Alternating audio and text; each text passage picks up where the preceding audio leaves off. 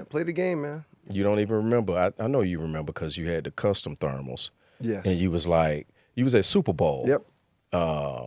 At that time, and you thought about this before we even went. You was like, go ahead, do me one for Bone Crusher and do me one for Deion Sanders. I was like, I knew I was going to see those guys on the floor at Super Bowl Radio Row, and I want to gift them with a shirt from the Two Live Stews with their name on it.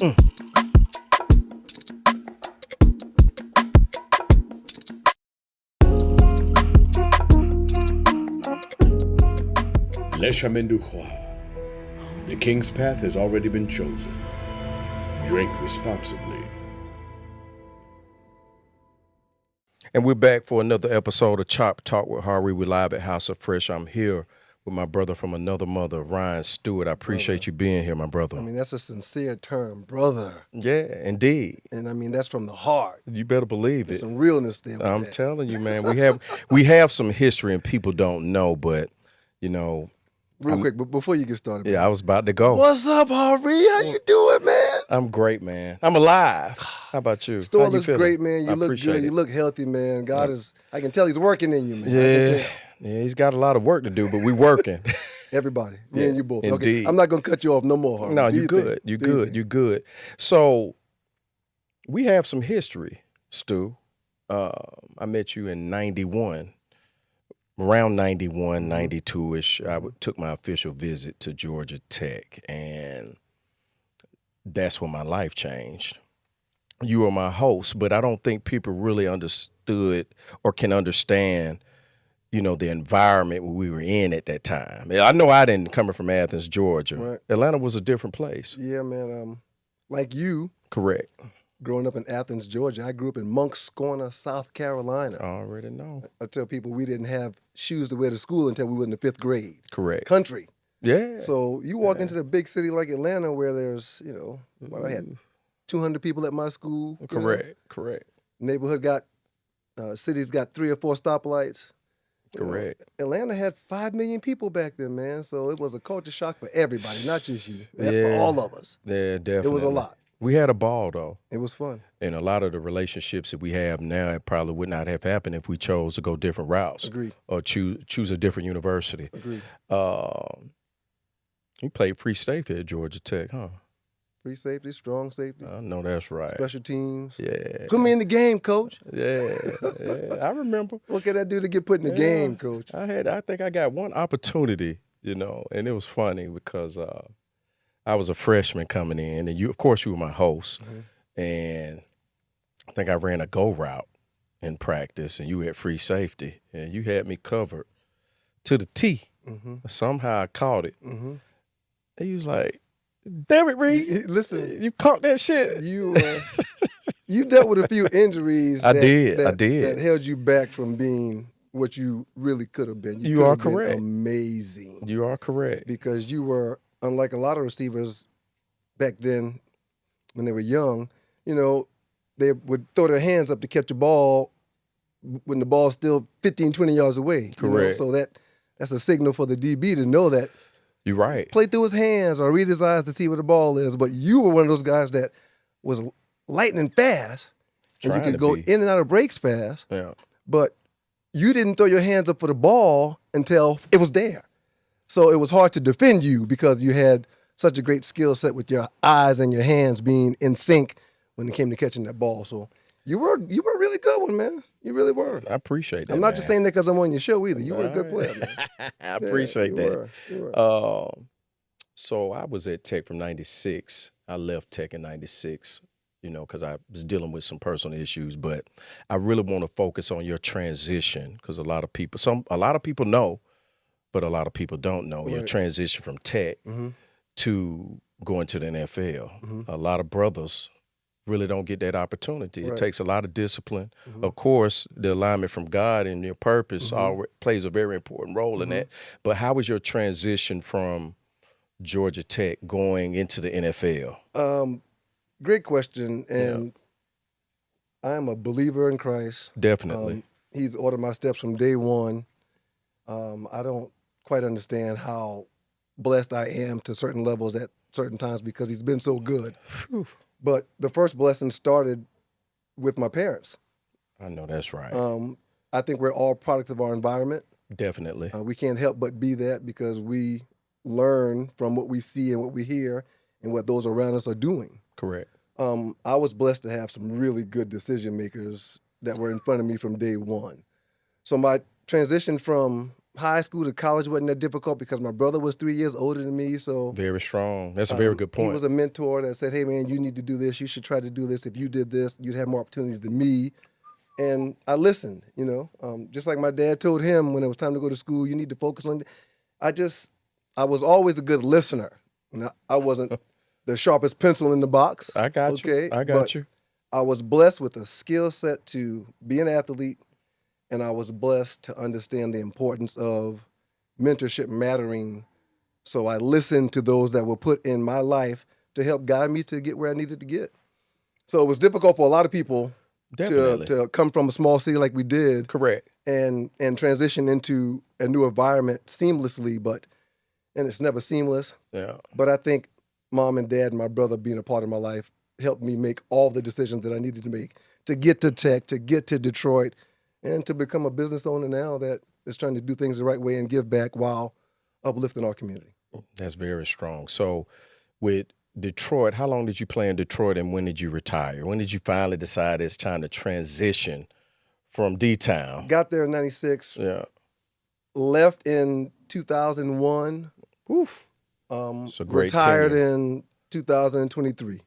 I know that's right. I'm just joking. I know that's right. I retired about 3 or 4 years after I got done playing because everybody holds on for longer than they need to. It's hard to walk away from it. It is. It's all I knew for a long time. Especially when it's in you. Right. You know, it's very hard to walk away. And I'm sure during that time, just like I can attest that most of the relationships I made from starting at Georgia Tech and then not going to the league but making the choice to go back home, I still was able to establish certain relationships like the one that we have. Right. And that's I feel like that's a very important part of our journey is being able to establish those important relationships that can be nurtured and can be curated and can actually come back into play later on. The statement you just made is huge because I've got a saying, your network will equal your net worth. Definitely. Nothing wrong with making $30,000 a year.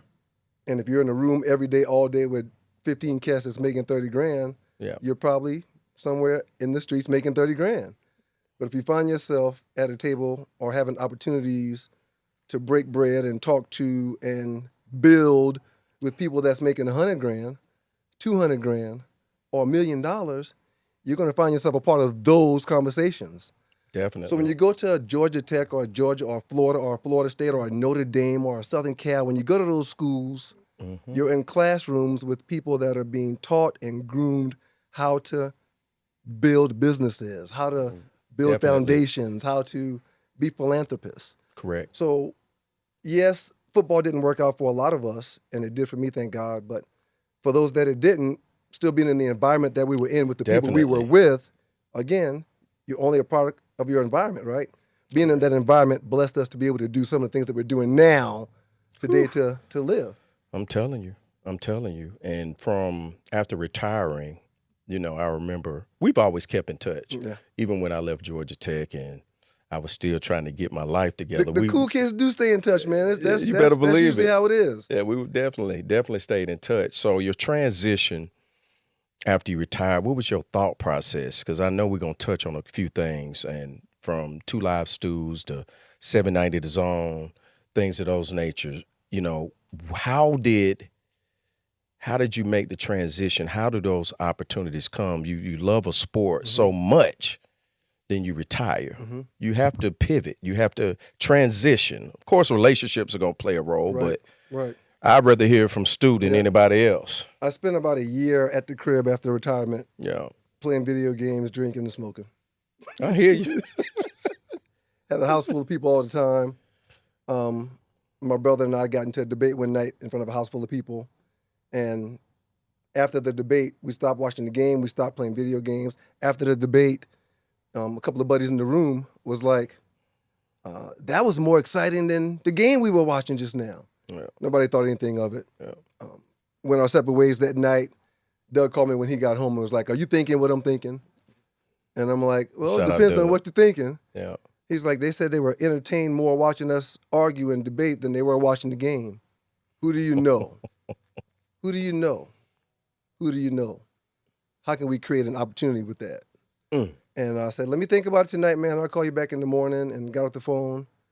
And Wes Durham's name popped up in my mind. I know that's right. Wes Durham was the play-by-play guy at Georgia Tech. Exactly. Ran the whole Georgia Tech network for years. Talk about a relationship. Right. Oof. Right. Doug, I woke up that morning and called Doug and said, "Hey, man, if we put together a business plan about what we can do and how we can do it, I bet Wes can put it in front of somebody to look at it for us. Network will equal your net worth." Correct. We take the business plan to Wes. Wes loves it. He's like, "I'm going to take it to 790 The Zone. I know the program director. I work over there. I'm going to put it on his desk at the top of all the other resumes and bios." And the guy called us a week later to pitch the idea, and we did. Walked in his office and said, "Please be quiet. We got something to say for about 30 minutes, and then after we get done, you're going to give us an opportunity." And the sell was, "We're going to provide you this service for free. We're going to show you how to do it for free. You're in a city like Atlanta with all these black folks, and you only got no black talent on the air. Let us do that for you." The talent, the black GMs and the presidents and the CEOs, they got marketing dollars to spend with your station. If there's some black folks that look like them, we can talk sports too. Man. And dude said that, I was borderline ashamed of not thinking about that before you guys got here. I'll talk to the board. And 2 weeks later, we're back in there from 9 to 11 doing the show for the first time. No broadcasting degrees, no nothing. Wow. Network. Wow. All network. All network. And a high level of faith and determination. And both you and your brother recognizing. Right. Putting your heads together. Right. It's a blessing to be able to have another brain to bounce off of. You know what I'm saying? So if you can do something that other people can't do. Correct. Or if you can do something that other people don't want to do. Tell me about it. You can make a living doing it. You are correct. My uncle taught me that. One of my uncles used to dig worms. And people used to tease him because he was out there early every morning digging worms. But he was like, "Man, I'm getting $5 a cup. I'm trying to tell you. I'm selling 20 cups a day."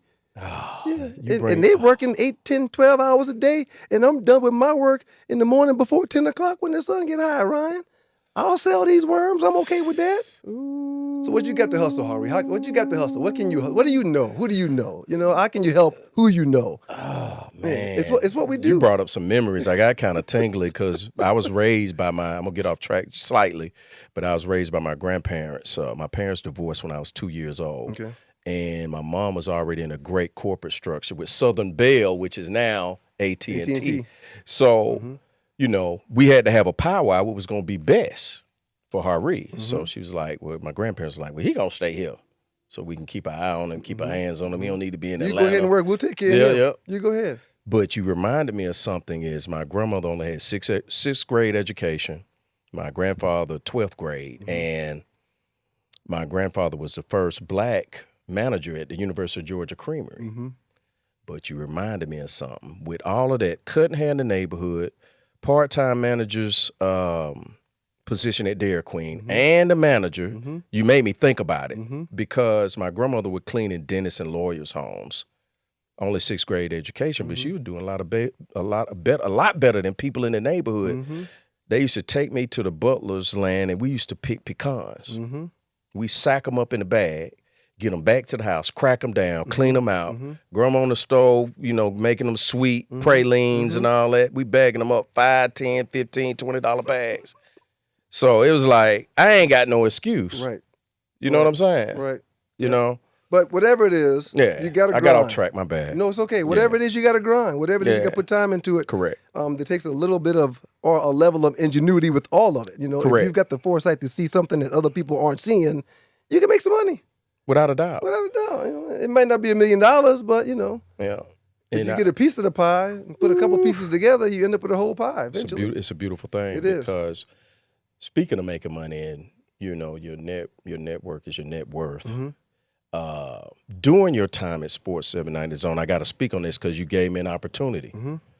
And that's based off of what I was doing, but people can see what you're doing sometimes and don't even reach out. Right. The light bulb doesn't click on. You could have called anybody. Yep. He was like, "Reman, I see you doing the clothes, man. We need some shirts. We need to start doing some branding, merchandising." And you just invited me in, brought me into a whole nother world that I wasn't even thinking about. Right. So I want to tell you, I appreciate that. You're welcome. You're beyond 1,000, welcome. 1,000,000%. You're beyond welcome. You changed the whole dynamic of how I could do clothing. That's how I've lived my life. Okay.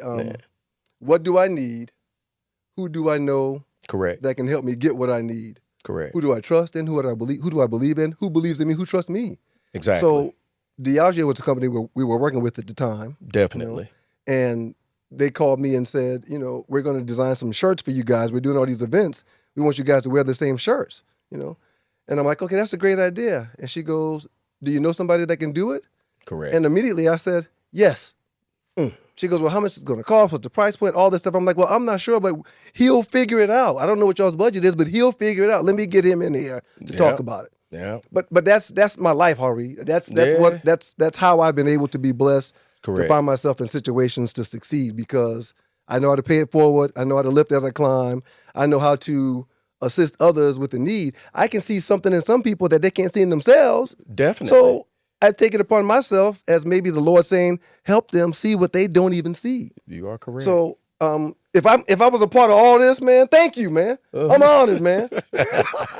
I'm honored, man. You better believe it. Because you've done a lot with it, man. Not only did you help us and Diageo at the time, you helped build your own brand, which you're still building to this day. Definitely, because working with projects like the Two Live Stews at that time, and a company like Diageo and Crown Royal being involved, I didn't think it was going to go where it was going to go. We didn't just stop at the shirts. No, man. We did. You ordered Super Bowl tees. They need more. They want more. What can you do? Can you get it done?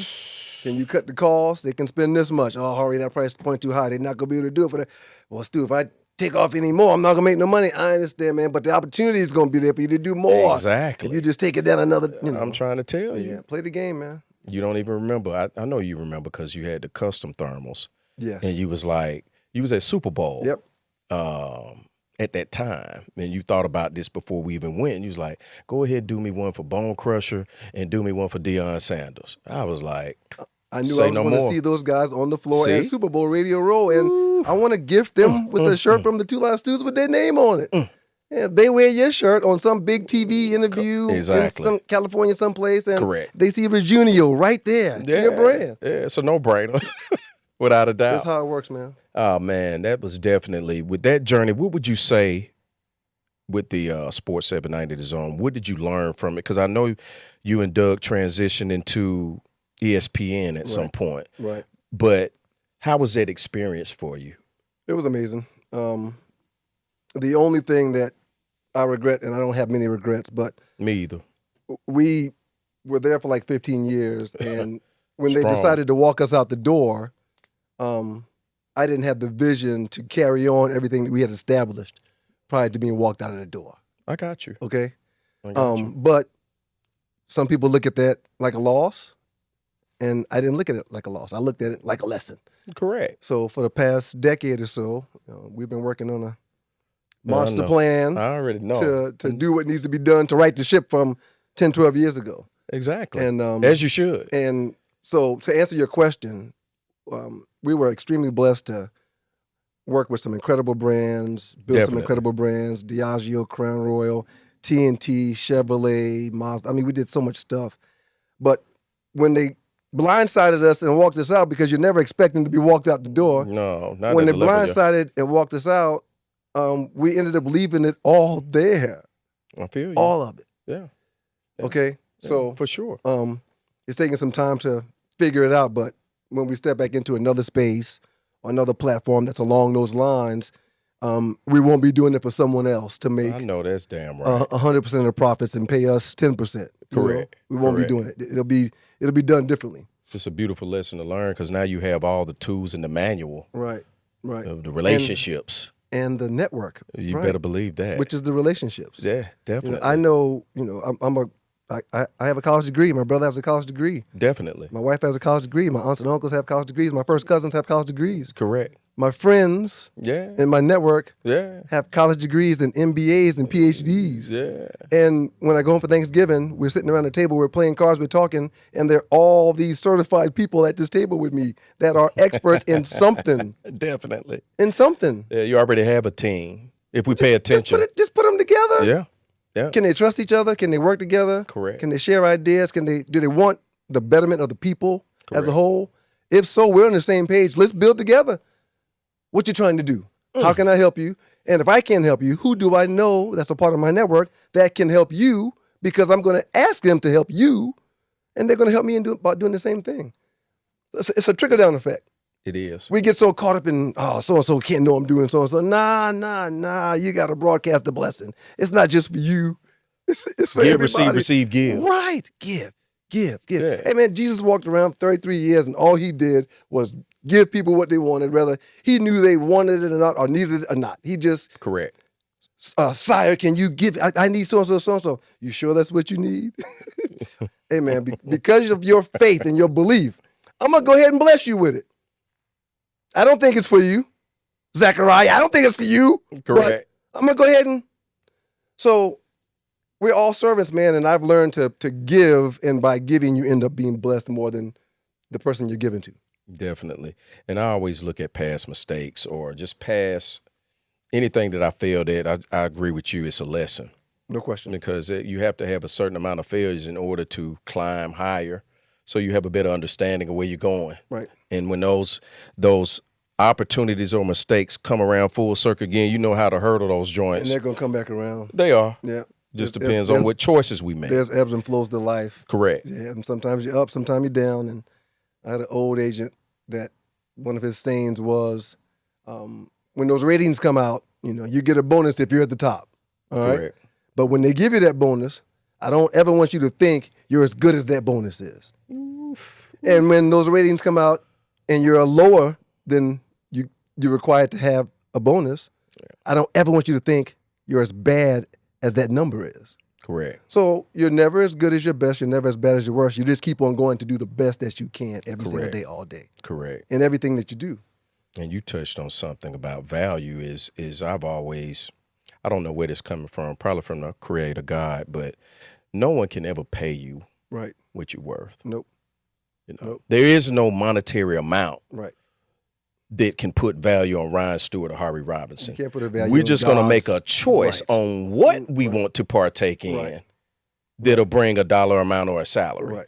So I agree with you 100%, And you're only as good as what you can negotiate. period. Some guys may come in here and talk to the same person you just talked to that didn't want to give you these jeans for $50. Yeah, hagglers. Right. But somebody else comes in here and somehow you tell them that their price of them jeans is $500 and they're like, okay, I'll take it. I thought they were more than that. Exactly. You only That's a as good very as you good can example. What you can negotiate. That's a very good example. I'm going to switch up a little bit because, your tenure in both media and your football career is phenomenal. I want to talk business in terms of products or brands you're working on. What you got going? I know you got some beautiful things. Southern Edge Yes. and this fine cup you brought. I know that's right. I've been working with a brand called Southern Edge. Yeah. It's a beverage brand that my cousin and I created 10, 15 years ago. My cousin's Dr. Ashley Scott. We grew up together, went to school together, elementary school, intermediate school, all the way through high school. Went our separate ways after high school, going into college. But when I visited Georgia Tech, and I'm going to make this story really quick. When I visited Georgia Tech, they were making this hunch punch, they called it. I know it. I'm very familiar. And I was already, taking notes of stuff then. If something caught my eye, I was writing things down. Exactly. So they were pouring Everclear into this big old Gatorade tub and filling it up with Kool-Aid. And Everclear is very, very potent. Super potent. But the Kool-Aid, they put so much in there that you couldn't taste the Everclear. Correct. And everybody that was at the party just really enjoyed themselves and had a good time. Correct. So when I got back from my recruiting visit at Georgia Tech, I went to my cousin and I was like, hey man, every party we do from now on, because we were doing parties back then in high school. Oof. Every party we have, we're going to make this. And they're going to love it. Correct. So we did it a few times and made it. And this is young kids now, hustler spirit. Definitely. My cousin's like, yo, this is good, but I don't like the color. I'm going to do this. What if we took out a little bit of the Everclear and added some of this. And he just started mixing up things. Well, guess what? My cousin is now Dr. Scott. He's a chemist. And he's been mixing potions all of his life. And the first potion he mixed was Southern Edge. It started as swamp water. It moved to Southern Brewery. It moved to we've moved it around and we've named it 3 or 4 different things, but we've curated it and perfected it to be the salted caramel whiskey and the sweet tea vodka. Flavored liquors are huge right now, Harie. Definitely. Well, we had flavored liquors 6-7 years ago and just didn't know what it was. Yeah, but it's that the liquor we had that was flavored back then was a little bit more thicker. Right. From drinking this, it's good. It's very smooth. It's not very heavy on the palate. Right. And it doesn't have any bite. And we're pushing responsibility. Drink it responsibly. Yeah, because you could be irresponsible if you drink too much of it, but please drink responsibly. We want everybody to enjoy it and drink it responsibly. It's a good product. And within the last year or so, whenever time and health allows, got to talk about the health thing. Definitely. I am blessed to work with him to help him let the world see his product. And that's a beautiful thing that you have the platform and he has the expertise and y'all together combined is Southern Edge. Yep. You know, takes a team, man. It all takes a team. And to have a quality product, people think that the liquor market is saturated, but really, it's not when you look at the quality of the liquor brands that are out there. Right. And what they taste like, where they're distilled at, how it's made, so packaging. In the spirit field and in the broadcasting field also, everybody's attempting to recreate what someone else has already created.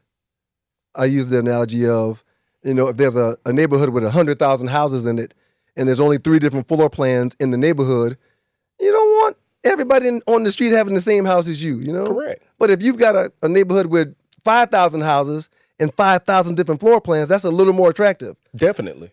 We created a brand that hasn't been created. It hasn't been done, and it's really, really good, and we're going to do all we can to get people to taste it because we know they'll enjoy it. And it's the same with everything that we're all trying to do. We're trying to show others how they could perfect something that they're blessed to do by themselves. There's only one me. There's no fingerprints like mine. I'm telling There's you. no fingerprints like Doug Stewart. I'm telling you. And when we put it together, there's only 1 Two Live Stews. Why should our show sound like someone else's show? It shouldn't. No. And I feel the same way about the brands that I represent. As you should. And we had a brief conversation before this. The beautiful thing I like about it that you are able to go ahead and distribute your own product. Of course you can partner with other companies and things of that nature, but it's nothing like having 100% control of how your product is introduced to the mass consumer. Right. The more partners and the more people that's invested, the more opinions and the more sitting around the table you have to do to listen to others. Man. And if you keep it to yourself and find that distribution is huge, you're not going to make no money without it. Correct. But if you've got more control of that distribution, then you're going to eat more at the end of the day. Correct. Now, you got to work harder, who hasn't had to? Using more resources is you're going to give away pieces of your product. Percentage of the company goes every time somebody else is, But if you've got the business acumen to build it from the foundation up yourself, correct, you're going to have a better payday at the end of it. Yeah, it's a very strong end game. It is. Definitely. No question. And I remember I've known you so long, there's another business that we spoke about briefly. There was both CBD and hemp. Yep. With the CBD company, I know that was a great experience for you because you were with them from the ground up. That's funny. Let's talk about that. Let's do. How chop it up. Let's chop it up. Yeah. How my vision has grown from then. I was presented that opportunity with the Georgia Hemp Company like 10 to 11 years ago. Correct. We just got out of radio. Mm-hmm. So I was a little nervous to jump on it because marijuana wasn't legal. This was about to go down. Correct. So when I was presented the idea, I didn't see the vision of what was then. I think somebody was asking me for like $50,000. I didn't see the vision of. I believed in it. He sold me on it. I knew that it would take some time to happen, but I saw legalization being around the corner, but I still didn't have the guts to say, pull the trigger. Put me in. Yeah. Put me in, coach. You need how much? Okay. So Excuse me. 5 years later, I go back and I get a small piece of the company, Okay. and I become the brand ambassador. So I'm getting a little piece of the pie, but by this time they've got 2 stores. All right, now it's 2024, and they've got 5 stores. Correct. And their biggest footprint is online, where they make a number that I'm not going to put out over here, but You it's don't have just, to. but a third of that number could have been mine. But I was like, too apprehensive. Even though I believed, even though I trusted, even though I liked the business plan, I was no. Wow. Okay, so I passed up on the opportunity. Still got a piece of that pie. Definitely. But from that opportunity and not jumping on it like I should have, I created an investment group with my frat brothers, my line brothers.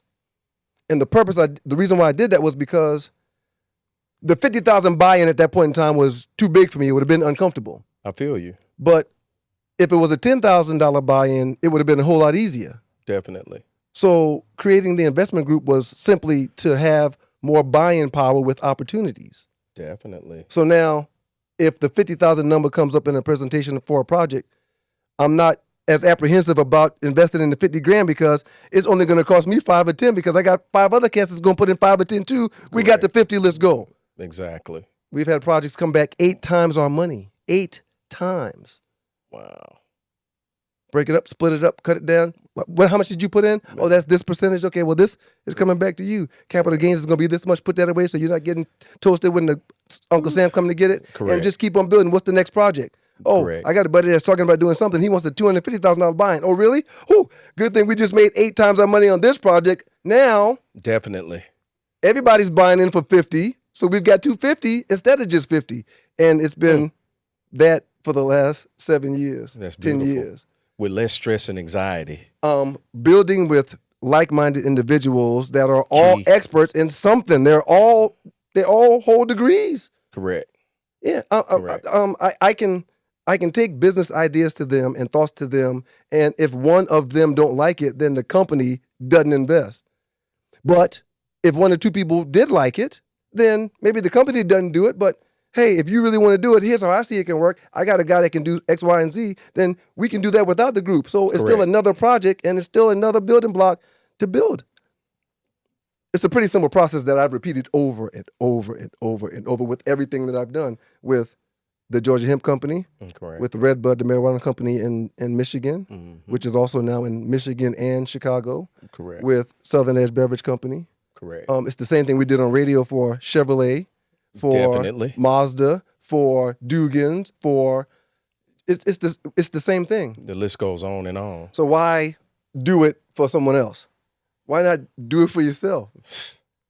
Makes a hell of a lot of sense to me, without a doubt. There's nobody with the network that we have. There's no one that you will call that you know and ask them for help and they will tell you no. There's no one. I guarantee it. Because they know you. Yeah. And they know you're not calling them with no BS. Nah, definitely not. Oh, Harie's got an idea. Yeah, for sure. For sure. So we're going to move into the Chop Talk topics now, and I always like to start with spirituality. As a great father and a man that has many businesses and brands, what's your spiritual regimen on a daily basis? I mean, is it prayer? Is it scriptures? Is it yoga, exercise? And it could be all of that, but I like to get input from every guest on what their spiritual regimen is on a daily basis. My alarm clock goes up at 4:45 because it needs to be done before the kids get up. Definitely. Because when the kids get up, they take total control. Correct. Okay, so The priority. if I'm up at 4:45, I can read a chapter in the Bible. I can meditate on that chapter in the Bible. I can think about what it is I'm trying to accomplish for that day, then meditate on that, and then I can pray. Definitely. And that's my morning. That's my armor to take on the world. Definitely. If I ever get in the car, which rarely happens these days, may happen once or twice a year. Okay. If I ever get in the car and I haven't gone through that procedure, no matter where I'm going, what time the appointment is, I'm going back inside, I'm going into the bathroom, I'm going to sit down, and I'm going to do my reading, my meditating, and my praying. I know that's right. If I'm blessed to wake up and the kids are not home, then I put my mat on the floor and I do my meditation, do my yoga, do my stretching, it's a daily thing. It's been daily since I was in the 8th grade. Wow. I'm a firm believer that I got a wife, 3 kids, a mom, and a brother that I talk to all throughout the course of the day. But frat brothers, business partners, line brothers, investment group, there is no one that I talk to daily more than Jesus Christ. No one. I know that's right. We consult, we talk, we laugh. I tell him how tough he's been some days. I beg for him to give me the guidance or allow me to follow the steps he would have me follow so my days aren't bad. If I'm doing 70 and a 65 and I see a police car turn around, the first person to holler is, "Hey, God! You think you can protect me right here? I need to slow down a little bit, but can you back that, you know?" Yeah, but, definitely. But I've learned that he's on speed dial for my shenanigans. Oh man. For when I need to be a servant, for when I want to make sure that I'm doing his will.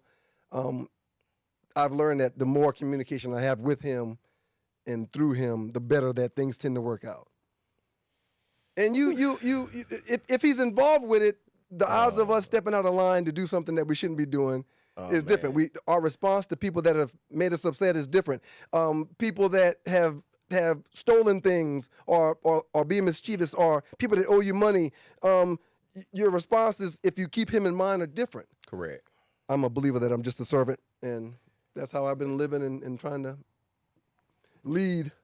And that's a beautiful while thing I do these about different it. things. That's a beautiful thing about it, and you covered it all in a nutshell. And that's been one of the best responses in terms of a spiritual regimen that of any guest that I've had. Not saying that their answers are incorrect, long as you are making that effort to have a regimen. Right. You know, you already head in the right direction. Listen, man, everybody that's involved with my team are spiritually blessed. They know the Lord. That's beautiful. That's beautiful. So when we're talking business and we're trying to put things together and we're building things that we're building, which we'll talk about. Correct. Short. Okay. Yeah. I think God's in it. I think God's in every conversation. I think he's helping us say, no, that's not going to work. Oh, that might be. I think he's a part of all of it. And I think that's why there's success that gets fostered over and over and curated over and over and over, because he's the common denominator of everything that I'm a part of. Yeah, and it's no way that he could not be a part of it because we made it this far. So he's always been a part of our journey. Sometimes it takes longer because we get off track. So mention off track. I'm glad you said that. me and my producer, Tree Taylor, executive producer, talk about it all the time. Yeah. We've been off radio 10 to 12 years now. Definitely. And things were really, really good before we got off. But I'm convinced now that outside of my injuries from my playing days, which I needed to get my hands on after radio as well. That's another whole story. Yeah, definitely. Outside of that, I'm a firm believer that God wanted me to sit down because I had to grow up so I could really do his will. I was doing it. Of course. We had some vices in the mix. Right. I was mentoring and telling people God is good and asking people if they pray. I was doing all that, but at the same time, my righteous was up there sometime. It was ratchet sometime. Definitely. And even though I knew him and had a steady relationship with him, it wasn't what it needed to be for me to really give him the honor and the glory whenever he saw fit. So I think he sat me down. Doug had nothing to do with it. He sat me down for a little while to get my priorities in order. And he's made me stronger. He's made me smarter. He's made me know how to connect the dots better. He's really led me in a direction to pick up where we left off over a decade ago while being more efficient and effective, if you know what I mean.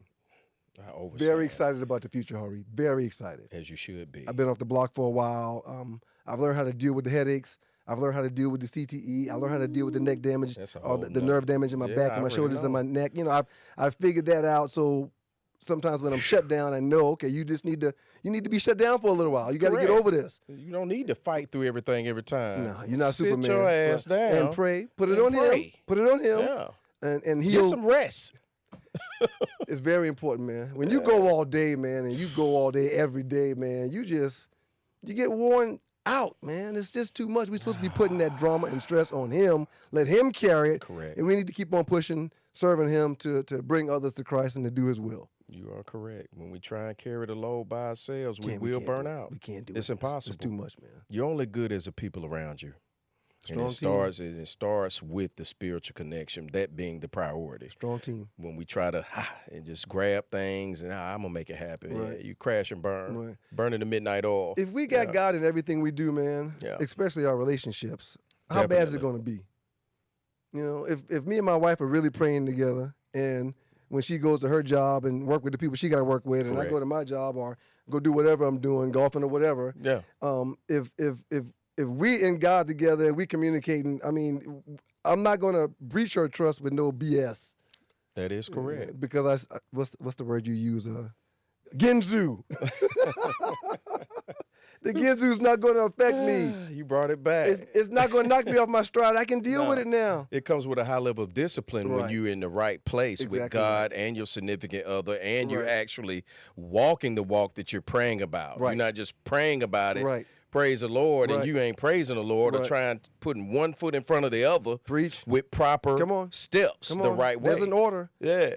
They talk about in the Bible all the time, and every pastor, every Sunday talks about your steps being ordered and you following the will of your life that God has for you through those steps. But we be stepping out. We be stepping out all the time. We can't wait to step out. Yeah. We blessing blockers. Hopscotch, tic-tac-toe.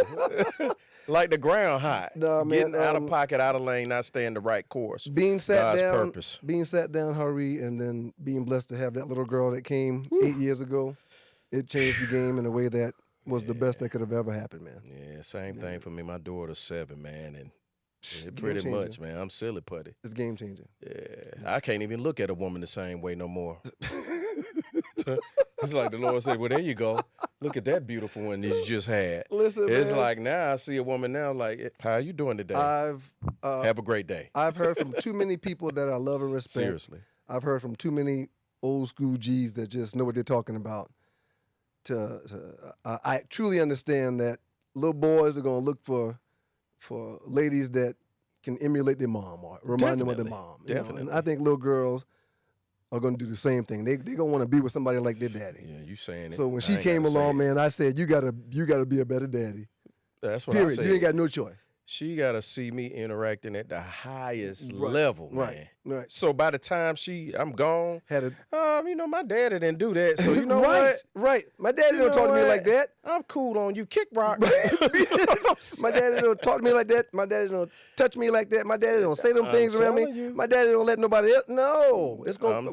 We're setting the bar. Yeah. So we need to set that bar high, man. Very high. She deserves the best. Yeah, you better believe it. She got to have the best, man. And they will. They will. No question. No question, man. All right. Yeah. Man, that one got me kind of tingly. I got tingles on my forehead and my arms, that conversation, but based off of that question. But what do you feel the importance is in maintaining? Yeah, you can have a daily regimen. But as we talked about, sometimes in life, being a father and an entrepreneur, business owner, sometimes that walk can get a little shaky. How can you maintain that relationship? What do you feel is the importance of maintaining that? Just like you said, if you forget, you go back in the bathroom and you make sure you give God his time, read your scriptures. Right. But over time, how do you maintain that relationship with God? Because it's stuff you get off track. Yeah, you can go back and... The 3 to 4 times that has happened in the last decade, 10, 15 years, 3 to 4 times that's happened where I've strayed away or hadn't maintained my regiment. Correct. Those times just aren't as good as the others. They just aren't as good. Yeah. When I'm in church every Sunday, man, and me and the family are praying together every morning. Everything's before smooth. they, and sometimes they get in the car and they leave before we pray, and I call them and, hey, babe, put the phone on speakerphone real quick. Hey, kids, let's pray. Who's going to pray today? I pray, Daddy. Okay, you pray. Everybody pray today. But when that's not going on, things aren't as good, man. Kind of out of whack a little bit. It's not right. It just don't feel it's not right. I don't have my armor. I told you a second ago. You did. You did. Every morning I put on my armor. Correct. To fight the devil and everybody else in this world by reading, praying, and meditating every morning. Correct. If I'm not doing that consistently, it's consistent bad days. I don't want bad days. Yeah. I need his favor over everything that I'm trying to do. And if I got his favor over everything I'm trying to do, everybody that I'm doing it with is going to be blessed. The people that we're trying to be a blessing to are going to be blessed. The community is going to be uplifted. The betterment of the people is going to take a precedent in being better and doing better. You're right. But if I forget about him and I can do it without him, it just flat tires start happening, speeding tickets start happening. Me and the wife start bickering about nothing. And Morgan will come home one day and just for some reason don't want to hug me. You know, I mean, it's just the energy. It could be the vibe, the energy of not doing your normal regimen, getting off track. Look, I man, feel you 100%. I told my mentors at St. Mary's Elementary yesterday. That's a true statement. I mentor about 8 kids through the 100. Correct. At the same school every Wednesday. Yeah. And I told them creating the proper mindset is very important. It is. Mr. Stewart, how do we create the proper mindset? Thought you'd never ask, Dylan. Oh, no. When you wake up in the morning, Dylan, you're going to tell yourself one or two things. You're going to tell yourself, oh, the alarm went off early. I was up late. Oh, it's going to be a bad day. Oh, I don't want to do this. I don't want to do this. I don't want to do this. And then you get up, and then that festers all day long. Yeah. But when you get up and you sit on the side of that bed and you're like, today is going to be a good day. Today is going to be a good day. Today is going to be a good day. And you get up and you start moving, that festers. Yeah. That compounds. Yeah. That grows. And you're creating the mindset that you want to have every single day before you interact with your family, before you interact with God, before you interact with the mailman, before you interact with the trash people, before you get to the job where Correct. there's some devils in there probably. There's probably customers that come to this door that's crazy sometimes. Yeah, I have to But walk if you them got off your the cliff. if you got your armor on the right way, Yeah, they can see it automatically. and they'll put their guards down. Oh, yeah. They'll be less aggressive when you're, hey, you know, God bless you today. Thanks for coming. How can I help you? Whew, I was coming here with an attitude to try. Yeah, how can I do this now? Let me buy some socks. So I try to make him a part of my everyday. I try to talk to my kids about the importance of him being a part of our everyday, and we try to live that. I'm not talking to them about nothing that I'm not doing. So when the stews do what the stews might be doing, Harie. No, quote unquote. I can't wait. It's going to be better. It's going to be more sound. It's going to be more professional. Definitely. It's going to be more faith based. Definitely. Okay. The And greatest foundation you can have. we've always been philanthropists. We've always had the foundation, Two Definitely. Foundation. So we're big into the community, and mentorship matters, and we're big into helping. But when we come back, it's going to be compounded to the 10th degree because we've learned. Oh, man. You know, we've It's learned. going to be super strong, Yeah, it extra is. strong, It to the is. 100th power. I mean, not that we're talking about anything in particular, but I'm just saying. We're talking about a new T-shirt line. We're going to keep building Southern Edge, man, and we're going to keep talking to people about that because Definitely. Dr. Scott, my partner in the business, is a big philanthropist and does a lot for the community and mentorship, and he's about the betterment of our people and the culture.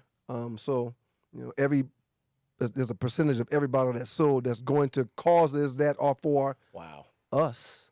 Yeah, I'm glad We can eat. There's enough. There's enough Oh, to. yeah, There's it's enough enough. to. There's enough to teach It's and enough to always build. enough. It's more than enough. Yeah. It's more than enough. Ooh, that's a whole nother conversation. It is. Yeah. It really is. That's a whole nother. That whole hour could be on just that. Yeah, man. I'm learning to enjoy less in my life. Definitely. I've cut people.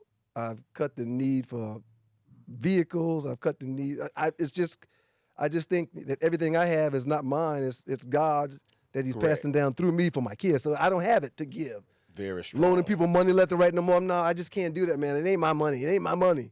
It's my kids' Correct. money. You know, That's a true statement. it's charity starts at home. We got to build within. It's to hard make, to. It's very hard to pour from an empty cup. It's a lot.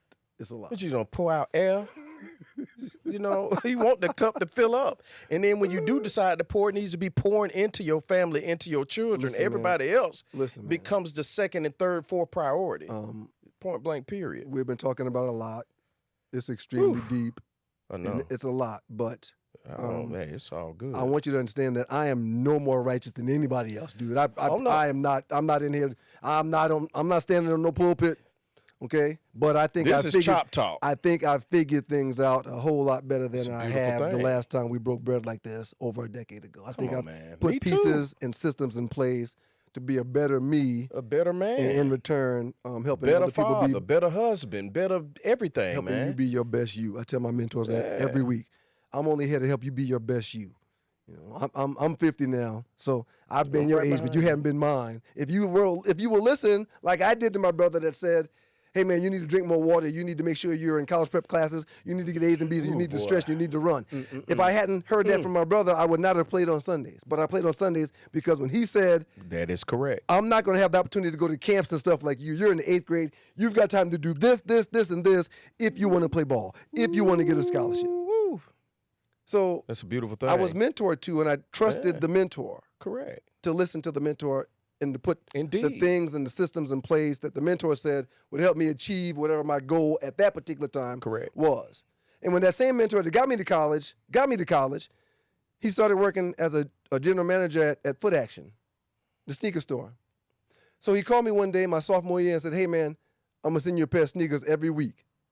I said, really? For what? He said, every time you get a 15-yard penalty for hitting somebody late, I'm going to send you a pair of sneakers. And I said, man, but that's going to hurt the team. He said, yeah, but I'm going to send you a pair of sneakers. So my stupid behind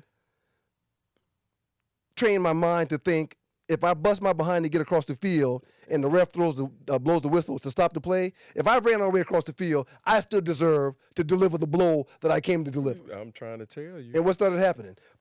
I started getting these penalties. Yeah. But coaches were mad and upset because I'm getting penalties, but at the same time, I'm a spark now that's lighting a fire under everybody else. I'm telling because you. Because they know if they see me hauling my behind across the field to meet somebody with contact. Correct.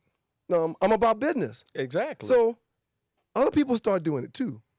And my whole time, my sneaker collection in the closet is growing and growing because I'm getting like one every other week, which isn't good, but what are the coaches in the scout seeing? Correct. They're seeing a guy that works his butt off to make plays. He's aggressive. He ain't scared of nobody. Yeah. So now they like me because of my ferocity on the field. The hustle, getting to there. It don't matter when you get there. My brother said my senior year, as he's helping me put the sneakers in my truck because I got so many sneakers, man, I didn't think I'd have to send you this many, but you got drafted in the 3rd round. Mission complete. Correct. Yeah, I wanted you busting your behind. Everybody needed to see you busting your behind. You needed to be the spark that lit the fire because your team wasn't well. They wasn't good. Y'all were losing games. They needed somebody to energize them. Correct. You did that because you started doing the same thing in the games that got you those penalties in practice. Yeah, you were cracking some heads now. My mission was I wanted to destroy you. I know. I wanted to. Can't even play the game like that no more. We gonna get there, man. Excuse my French, but I wanted to knock your dick in the dirt if I came over. Correct. Yeah, it's not bubbles. Period. Yeah. And you build a rapport and you build a name when you do that. And my brother saw that before I did. Oof. Again, mentorship and mentorship matters. It's very important. That's outside of being a parent. Mentorship is needed. Harie, I grew up on a road that was 3 miles long. There were 30 homes down there.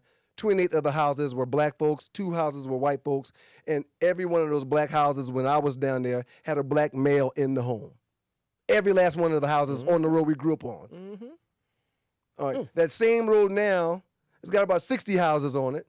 Okay? And there's a bunch of different families living back there now. And that's fine. Mm-hmm. But there's not a black male presence in the majority of those homes now. You said a mouthful. Mentorship matters. It does. Black males need to see black men. Correct. They need to understand the plight that we deal with, what we deal with in these streets. They need to be taught the do's and the don'ts and the rights and the wrongs.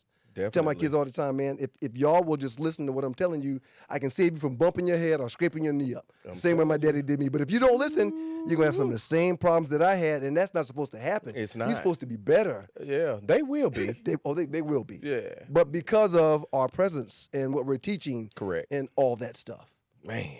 It's a lot, Harie. It is. It's a lot. But it's the truth. It needs to be heard. Mm-hmm. All right, so where do you feel there's room for improvement with your spirituality? Where can you improve? We all can improve. Mm-hmm. Where's there room for improvement? Great Brian question. Stewart? Great question. I can talk about it more. Yeah, I have to ask these questions. Everything that I'm doing now that's faith-based, I could do more of. There we go. The time I spend with the kids on Wednesdays at St. Mary's, I could dedicate more time to the Lord and talking to Him about His importance in my life. And I try to do that. You know, you don't want to. You don't want to be over righteous. You don't want to. You don't want to push people away. And but I get that. We got a mission and we got a job to do. Yeah, but that's a great answer, because sharing spirituality with our children when we have our own regiment, that's where I can improve to make sure that my son and my daughter understand spirituality, structure, divine order. They need to understand these things. Right. So they're covered. If something happened to me, they're covered. This interview was in play 2,000 years ago. We just didn't know it. Correct. Yeah, it's part of the purpose. This isn't happenstance that this is happening. It's not happenstance what we're talking about. It's divine order. It was written. It's bigger than us and our thoughts, and how we feel about certain things. It's bigger. It was part of staying on the right track. Agreed. Because the things that we're talking about, we could be talking about. This Chop Talk could easily be what other podcasts are. Talking about other people, gossip and all this mess. And there's a place for that. There's a place for that. I'm not mad at any of that. I ain't mad either. Right, but sometimes you need gotta, something that's crisp. You need some foundation, something you can stand on, something you can trust. Listen to this.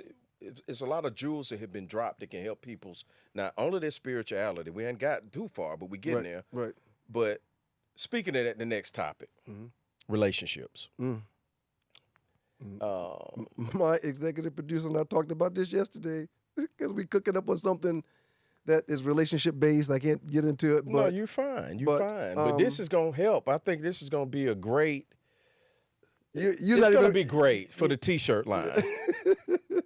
So, relationships. You know where I'm about to go, right? I do. Because I'll start out with myself. Because as a young man, and I'm different now. But when I was a young man, I think most young men in high school and kids think like kids and do what kids do, Harie. I'm telling you. Yeah. And it was very visual for me. If I know now what I knew back then, I would have took a different approach of how I address women. I got something for you. I got something. I was very visual. And didn't have a conversation or no. It's just like, ooh, that's what I see and that's what I like. Right. Not having a conversation. Conversation based. Where are you from? Right. Who are you? Who are you? I don't care who you are, but I like what I see. What? Oh my goodness. Lord forgive me. I'm doing better now. But I was visual, Stu. Right. So what Harie, I'm so disciplined when Ms. Hips is 10 yards in front of me walking this way. Correct. I don't turn around when Ms. Hips pass me anymore. I don't even look anymore. I know. I'm not compelled. I'm not thinking. Exactly. As a matter of fact, when Ms. Hips is coming this way, when she's 10 yards away, I'm not even looking at Mrs. Hips. Mindset is in a different place. We talked about mindset earlier. It's all a mindset. And discipline. Right. Discipline and create a mindset of righteousness and of doing right. Over and over and over and over and over and over again. Correct. Yeah. Correct. But my daughter, I look and think about women differently since she was born. I want people looking at her and thinking about her like I look at her and think about her. She's not an object. She's not a piece of meat. Correct. I don't want to. Hey, you. No, that's not. No. I get it. No. I get it. But back in the day when we were hounding. We weren't thinking like that. Exactly. Because you grow, you learn.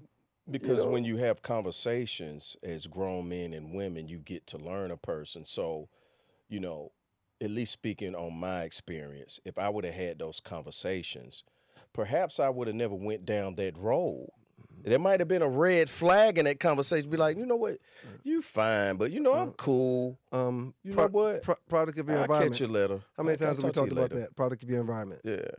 I grew up with uncles and older cousins that were telling me, make sure you dance with 15 girls at the dance. Correct. Yeah. I get that. My dad. I understand. My dad picked me up in the 8th grade one day and was like, who you dance with today, boy? Driving back from the dance. I said, man, me and LaShonda danced all night. Really? The whole night? Yes, sir. So you mean to tell me I came from work early and brought you to this dance for you to dance with one girl? It was a mindset being created. It was based on our environment and what we're listening And to. my and dad's a great dude. My uncles are great dudes, but you know, they grew up with a mindset of multiple friends of the opposite sex. Well, now, had I grown up thinking I don't need to be laying down with everybody that's down to lay down, I'd have more to give my old lady at the crib. Because I Correct. put so much out to the streets. Tapped out. Yeah. For what? For what? For that moment? What, for fried egg sandwich or something? We A can talk snack? about we can talk about these relationships as deep as you want. No, man. but I'm gonna keep it short. Right. What do you feel is the key ingredient? 'Cause Honesty. Correct. Honesty. And it's hard in certain situations. It's hard with coworkers. It's hard with the boss. It's hard to be honest with the police when they stop you and they stop you for no reason. Oh, boy. It's hard to be honest with it's hard to be honest with the lady that, you know, it's hard to be honest sometimes. In business it's hard to be honest. Correct. But I've learned that if I got the balls to tell the truth, I won't ever have to find the balls to tell a lie. That is true. I ain't got to think about what I said to so and so. I told so and so the truth, or what did I tell so and so? I wasn't honest. So what was I telling? No, that don't ever happen no more. It used to. Yeah. But now, you know, and my wife knows it too. You know, there's certain things that she probably don't ask because she know I'm gonna tell her the truth. That's a beautiful thing. Yep. And that is the key ingredient to It's- any relationship, any marriage is honesty. Don't play no games. There's no need to play no it's games no with somebody time that for it. is about to be a staple in your life. Yeah. If you're a wife, if we building blocks together and we're trying to create together, and I'm telling you lies, It's going to end up having no substance. I talked to one of Michael Vick's lawyers back when he was going through that situation. Okay. I don't know how true this story was, but I got you. allegedly, months into the investigation, they weren't being told the truth until months later. So you're paying all this money for these people to defend you and get you out of this situation, and they're telling you got to be honest. If you just tell us the truth and be honest, we might be able to make this thing go away. Allegedly, okay. So what happened when you're telling lies and you're not telling the truth? Now they're building a defense for your freedom on lies. You're not going to win like that. No, So, but if you're honest, Yeah. you may end up For getting a sure. slap on the hand, or you may end up, you know, dealing with some punishment. But that punishment will never ever compound. Correct. You're gonna deal with it and move on from it. But if you're lying, man, you're not gonna be able to set a foundation to succeed in whatever it is you're lying about. Relationships, work, business. You know, tell all my business partners, man, if you can look me in the eye and tell me the truth, we can win. Yeah. We can win. We can help each other if you can tell me the truth. Yeah. But if you're lying to me, we're gonna lose. We're being set up to fail if you're gonna lie to me. It's got to be honest. So that's the key ingredient to relationships in my eyes. Just be honest, man. Yeah. And it applies across the board. Yeah, because everything else falls into place when you're dealing in honesty. And of course, when you have spirituality at the top of it, spirituality and honesty, you know, you won't have those problems. Hey, man, I know dudes that I was scratching the surface a little bit because I needed people to know how I was. old days. Yeah, old days. But I had old days. There were dudes in the crew that would drive to the south side of the airport to drop some company off. Correct. And go straight to the north side and pick some company up. I feel You feel me? I overstand. Yeah, man. So games, let kids play them games, man. Yeah, I definitely ain't playing those games. No, they're not. They're more stressful than anything. I just like for them to hear it because I don't think they ever believe it when the you truth. tell them. You know, We was in my the son should be watching. So Lil Ree, yeah, me and your daddy was in them streets, boy. You hear me? correct. And we had them on lock. Ooh, yeah. We were professional Ooh, street lockers. street lockers. That's a good term.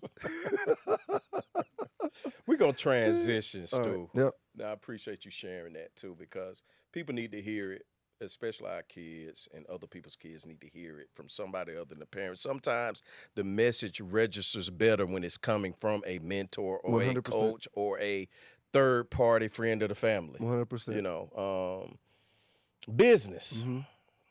You probably answer this, but I still want to know how you decipher. Okay. You've got your investment group. You've got, of course, your brother Doug.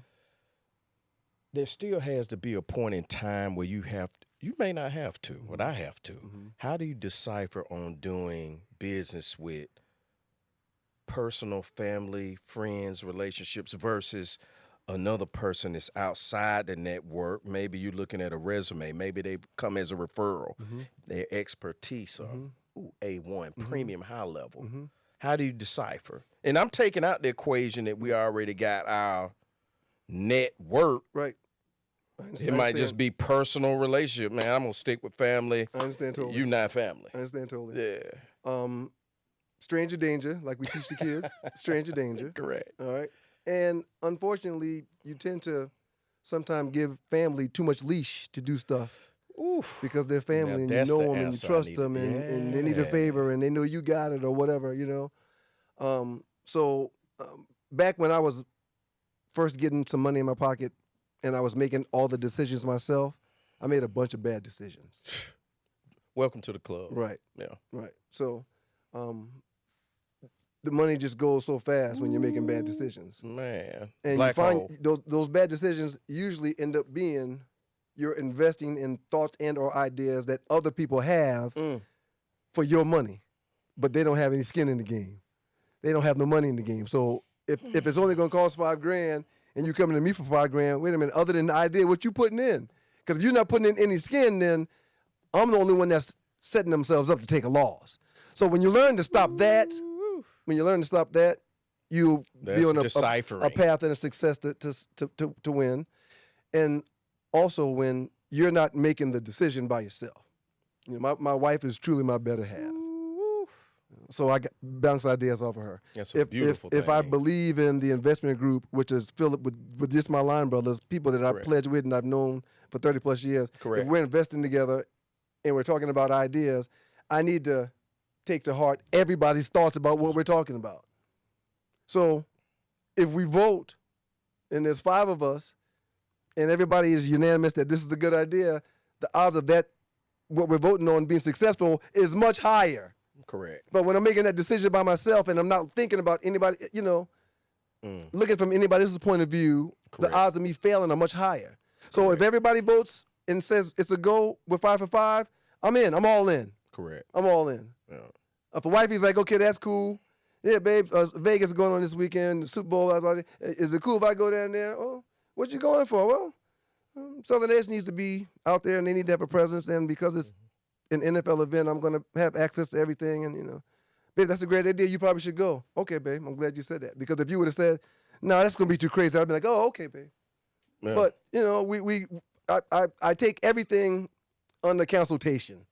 Yeah. Because I'm not a genius of I'm great with sports, I'm great with so and so, I'm great with, but I'm not a, you know, my line brothers got civil engineering degrees, electrical engineering degrees, computer science majors. Why wouldn't I want to seek counsel through those guys for all the decisions if I've got access to that? Yeah. That goes back to your spiritual regimen, and your wife is a very strong part of that regimen. She's half of it. She's correct. So yeah, you got to go to counsel because 10 times out of 10, that counsel is going to be a great decision. And it's not a comfortable night's sleep if she's all the way on the edge of the bed because I done something wrong. Is she all the way over there, man? Them nights ain't fun, just remember. Man.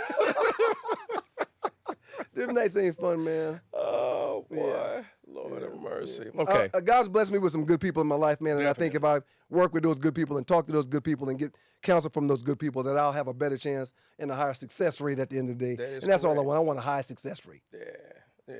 Why make it harder when you already have a great team around you, a great wife? Of course, the greatest higher power. Right.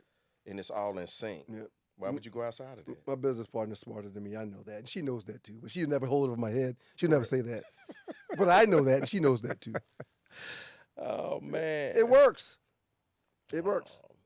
What do this all, we could do this all night, Harie. No. We're going to speed it up. I ain't rushing you. I don't know. It ain't 42-ish. But what is the most important ingredient in business, in any relationship? Like, is it communication? Is it, of course, we talked about other things like relationships, personal relationships, but just give me 1 or 2 or 3 words that is the most important ingredient in having a long-term business relationship for your business to thrive and have longevity? God needs to be a part of it. Of course. You got to communicate. Yeah. And you got to trust. All right. I got you. It's those variables. You put them in any order that you want to put them in, the equation's still going to come out the same. It's going exactly. Those are the key ingredients, and I agree with that 100%. Yeah. And within that, of course, you know, the networking piece is just instrumental in speeding up your success. Definitely. I always ask people this: time versus money. Mm-hmm. What's more important? We know. Well, it's not a hard question. It's time. But it can get tricky for some people. It can, right? Because if you don't have any money, then you're wasting and spending time trying to create those resources to get the things that you need and or want. But, you know, I just came from Pensacola, Florida, where I went to pay my respects to a mentor that was 73 years old. Yeah, we briefly talked about that. Okay. All right. Now, he had a heart attack that was a massive heart attack, so he didn't have any pain when he passed away. You know, he wasn't expecting to die. But people that are on their deathbeds, if you ever have a conversation with them, none of them say, I wish I would have worked one more 50-hour week. I wish I would have put in one more 60-hour week. Correct. I wish I would have worked one more weekend. Nobody says that when they're towards the end of their days. What do they say? I wish I would have took more vacations. I wish I would have bought my wife more nice things. I wish I would have. I wish I would have spent more time with my kids. I wish I would have. You know, my dad worked every Christmas because he got paid time and a half for 12 hours, and anything over 12 hours, he got double time and a half. So he worked every Christmas. Correct. Right. Yeah. Correct. But towards the end of his days, you think he was thinking about not being home with his family on Christmas Day? No. Yeah. Which is one of the problems I had beef with the radio station back in the day. You know, they pull in. It's sometimes you shouldn't be calling me to do this, man. You know. Man, yep. I'm at home with you know. Yeah, everybody has a role to play. So, but yeah, God, communicating, correct, honesty, and network, man. All right. So financial literacy. After retiring from the NFL, your tenure as a radio personality, media personality, father, husband. That's a lot to deal with. It is. How do you balance it financially? Like, you got time management, you've got finances, you've got things that you're responsible for. Yeah. Having a trustworthy financial advisor helps. I know that's right. Understanding your money helps. Understanding the tax game helps. Definitely. Setting up tax strategies and tax things to put in place to, you know, keep Uncle Sam out your pocket whenever you can, the right way. Because if you don't do it the right way, they're going to come back and double tax you. That's happened a couple of times too. So no, I feel you on that. Just playing the game the right way, man, and for things that you don't understand, seeking the help and the counsel to understand it. Too many people want to do it themselves. My brother put me on a budget my rookie year. He sent me a budget. You leading into the next one. Go. He sent me a budget. That's great. He sent the budget, and I looked at the budget, and I was like, this nigga crazy. Yeah, like, he don't want me to spend no money. Right? Okay, so what did I do with the budget? I balled the budget up and put the budget in the drawer someplace and made a whole year worth of money in 6 months. And 2 months before the season, I'm like, man, when them checks are going to start coming back? I done ran through the money. Burning. My brother's like, yeah, what'd you do with the budget? Oh, man. You wasn't being too stringent. You wasn't being too tough. You were really trying to show and teach me how to save, how to teach the money to be making money. Correct. Yeah, sitting in the Wachovia bank account that I had and they're making 5.5% to 6% isn't good enough. Correct. Yeah. As a matter of fact, the bank account doesn't even insure and cover over $100,000 worth of that money. Correct. So if you sitting in there with $300,000 in the bank account that's making 5%, you ain't making the money on the money. Nah. And if something happens and somebody jacks that money, the bank's only going to pay you back for $100,000 of it. Correct. But you don't know that unless you have studied that or you talk to people that know that. Well, my brother knew that. Yeah. So very strong. Again, we're products of our environment. It's the same stuff for me, Harie. It's over and over. I've learned this. If you just stick to it, practice it, preach it, study it, believe it, it's over and over. It's cyclical. It'll keep happening. So I depend on those. I got an uncle that's a lawyer. I got cousins. I mean, I've been blessed to have people in place to help us succeed. I just had to learn that need to call on those people like, hey man, I need some help. You kind of led me into the next question. That's beautiful. Overhead, reducing overhead expense. When you have multiple brands, you've got Southern Edge, you've got Georgia other Hemp Company, projects and Red T-shirt Bud, lines you're working on. Mass Can-Am, Mass Correct. Ranger, a bunch of projects. Overhead, where are the places? Of course, you got to have brick and mortar for certain things. Not these days. You Thanks to the don't. You pandemic. can really be remote and make a lot of stuff happen. People ain't the traffic. I drove from Columbus, from Pensacola today, and the whole time I'm driving, I'm like, man, I gotta be there by 6. I'm gonna hit that Atlanta traffic. It's nowhere near what it used to be before I moved to Columbus. It just wasn't the same. I'm rolling at 5 o'clock coming through because why? So many people now in the city that's got 6 million people are working from home. Correct. Yeah. Correct. My brother works from wherever he decides to be at that particular week. He might be in Detroit, might be in Florida. I mean, he just, if he's got his laptop, he can work. It's different now. It is different. And for those that are setting themselves up and having brick and mortar, you're giving yourself extra costs. Correct. Only if you have to have that. Only if that's going to pay for itself. Correct. Other than that, there's too many models and ways to get it done without that. Correct. Even when we talk about clothing, we can do e-commerce, and of course, when you look at Macy's, they went from 600 stores to almost none, except for their flagship stores. And listen, man. So I get it. If your team is built with people that you trust, everybody is handling their assignments. I'm not worried about them being in the bed.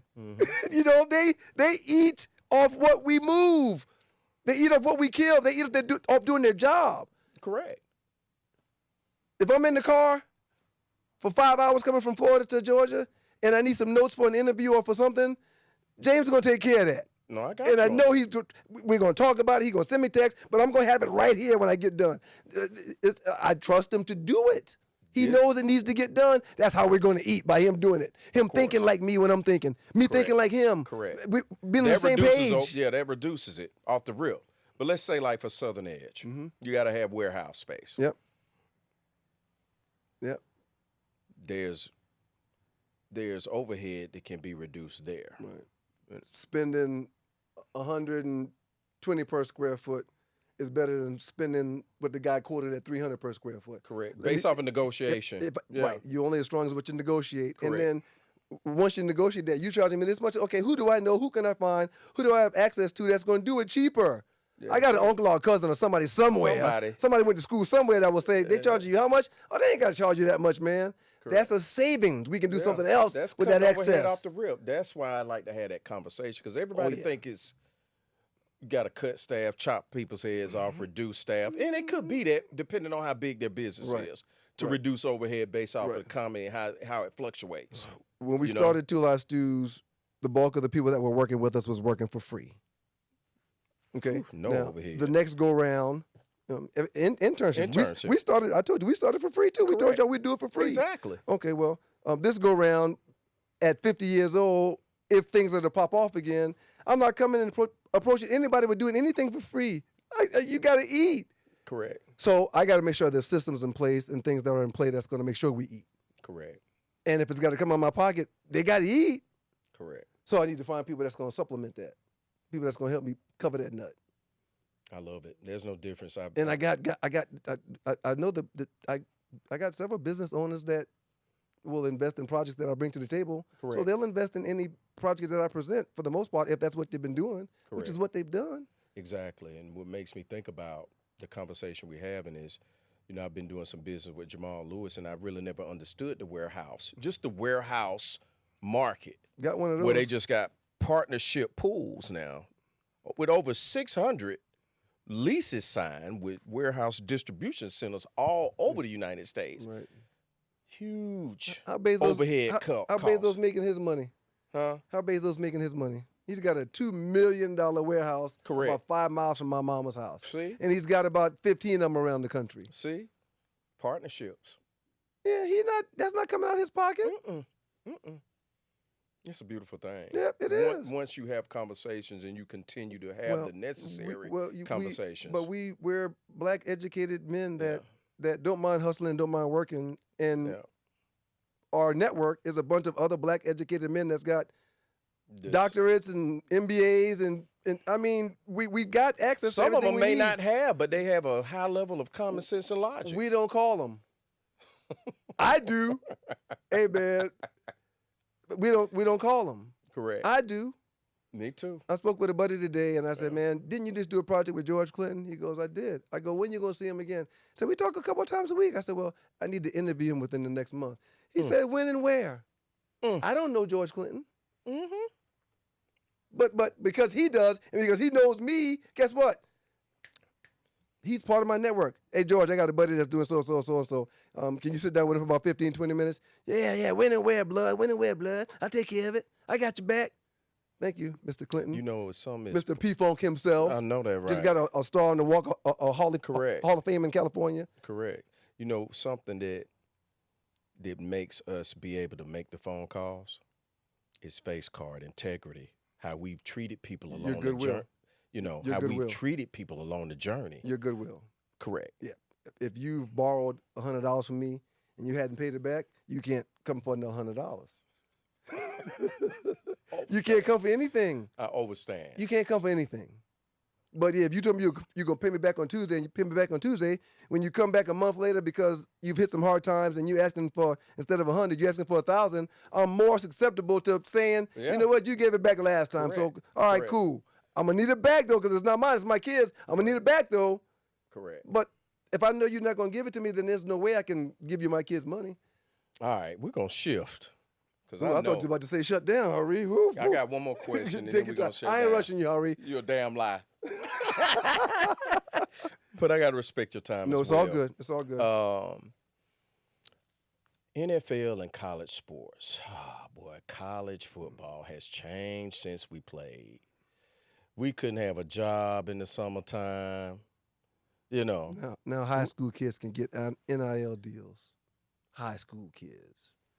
My production assistant was telling me before the show that there's a high school kid that's not even the best high school kid. Correct. But he's got about $10 million in deals because he's savvy with the computers and the phones and the technology. The content and how he presents himself. It's crazy. $10 million coming out of high school. That's crazy. It's a different day. But it should be a different day. It should. Yeah. Because I'm glad to see where it's transpired, what level it's gotten to. It's the evolution of sports. Excuse me. Back in the day, like you said, we couldn't even have a job. Correct. But coaches could get a job making top dollar and leave that job and make top dollar 5 times in a matter of 5 years. Now we really digging deep. So then the kids, they couldn't transfer. They had to stay they get penalized for a year if they leave. But coaches can just go and keep getting paid to go. Do what they want to do. It wasn't right, so they had to destroy, recreate, and bring another business model to the table. Full circle. What's your take on the transfer portal? Because it seems like it's going to be very hard for college D1 schools or any schools to keep team chemistry with the transfer portal. Because now they can just be like, you know what? Certain out of here. Certain coaches are going to be able to keep that talent, but it's a different day and there's different priorities in sports. Definitely. Kids from Alabama that almost went to a national title this year are leaving and transferring to go someplace else because why? They can make more money someplace else. Correct. Kids from Washington that played in a title game, their coach just left. This coach has been there for 2-3 years and left Washington to take the job at Alabama and didn't even say bye to the kids that he played in a national championship game with 2 nights prior. Correct. Didn't even say goodbye. Correct. Didn't call the team meeting to say, hey, man, this has been great, guys. We made a hell of a run. I love what y'all are doing. Y'all keep working, boss. I found a better opportunity for me and my wife and my family, so he didn't even do that. He just got on a plane and left. So it's different now. So you can't talk to me about your priorities not being in order because you want to go take a bigger paycheck someplace else. You better be doing that. If your coach that's going to bring you there is going to bring you there and leave you high and dry, exactly, and not be there with you. Exactly. It's a different game now. Yeah, but really it's time. is. It's time for that. It really is. Yeah, it's time for that. It's taken quite some time, but it's great that it's going there. What they will do is they will get government assistance with putting together plans and procedures to make it all make sense. It's not regulated right now. No. Congress is going to get involved. It's going to be regulated. There's going to be there's going to be tiers to it. Correct. But it's got to make more sense than it does now. Yeah, because it's just free willy. It's wide open. Wide open. It's wide open. black coaches in football. It seems like now we've gotten to a point to where now we're seeing more NFL head coaches, or just coaches in general, college, both college and NFL. Shouldn't it look like the people that's doing it? Man, I'm telling you. Aren't we more? I mean, as we go on our 5th hour now, Yeah, 8,000th hour. Aren't we? Isn't this one of the more comfortable interviews that you've had? Definitely. Why? Not because I'm bringing that out in you, but because there's a level of comfort between you and I in our relationship. We've known each other for 30 years. Correct. So we could do this all night long. Yeah. Well, the guys that are being coached in these sports look like me and you. Yeah. Don't you think it would be a tad bit easier and more advantageous for the team and the culture that they're trying to build as a team if the guy that's barking at them and teaching them and giving them orders to do or show them how to do it looked and understood their plight in life and where they come from? Definitely. I'm not saying Nick Saban can't get what he needs to get out of a player to have success. Without a doubt. I'm not saying Kirby Smart can't get what he needs to get out of a player to have success. Correct. But I'm just saying that this was an easy interview because we have an understanding. Correct. I think players being coached by guys that they have understandings with will help that team chemistry and help them ultimately get done what they're trying to get done, which is build a culture to dominate and destroy whoever's lined up across from them every single Saturday or Sunday when they touch the field. So there should be more black GMs and more black coaches and more black guys calling the shots and making the decisions. You are correct. There should be more companies that are being branded and sold and put together to think about us and what they're doing with their resources. You are correct. To think about uplifting the community and think about putting centers in areas where they aren't so kids can have things to do after school that involves programming and other things that they shouldn't be doing. Won't be up. We should be trying to give. We should be mentoring the black kids that don't have the black fathers in the house like we used to have when we grew up. We should be trying to give back. Well, there's a portion of all proceeds that come through Southern Edge that goes to our causes, whatever our cause may be. Correct. Mine's young black boys. So and so may be a women's shelter. So and so may do, but we're conscious enough to know that we need to be doing for our people. Whew. That's very powerful, Stu. That's very powerful. Yeah. So I appreciate you having me, man. I know. This has really been great. But you got to tell people where to find you at. Okay. Southern Edge Beverage Company on all platforms. Definitely. One Live Stew on Facebook, on Instagram, on all that. And Stewart Media and Entertainment is coming back in a way that is going to be just so incredible. All the stuff we talked about today is going to be a part of the DNA of what we're building. And the next time I come, I'll have a whole lot of good news to talk to you about because we missed the action, man. We got something to bring to the table. I already know. I appreciate you coming through, Stu. I love you, bro. Thank you for having me, man. Yes, sir. Much love, Reed. You know it.